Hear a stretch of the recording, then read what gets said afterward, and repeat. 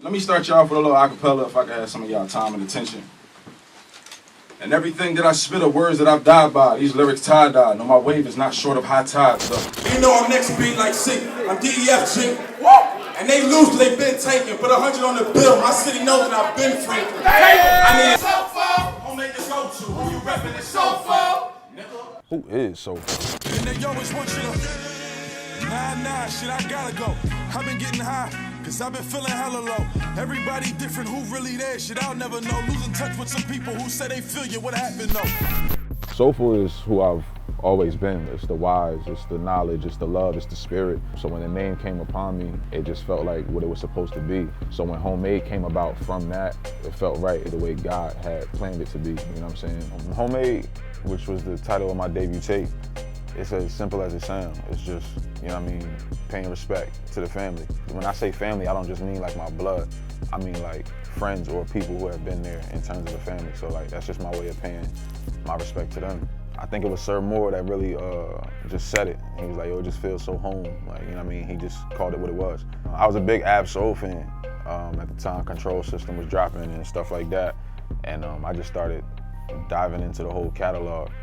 And everybody knew that I loved Ab Soul, but then I was getting on my Pandora grind in college.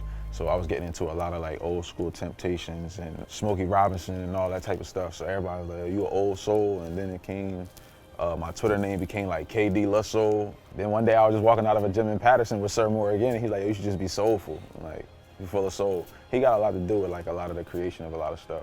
I love that I could really sit and take the time to break down a word. Every word is like a compound word to me. If you can find a way to keep playing with it or play after it and stuff like that. Freestyling, I don't get that chance to really think, you know what I mean, and slow things down. And I mean, in the time that we in, I mean, we see how the music is going and stuff like that. And I love it, don't get me wrong, like the whole trap era and stuff like that, but I don't think nothing really makes me different from somebody who sound, you would say I sounded like, which I guess is conscious or whatever.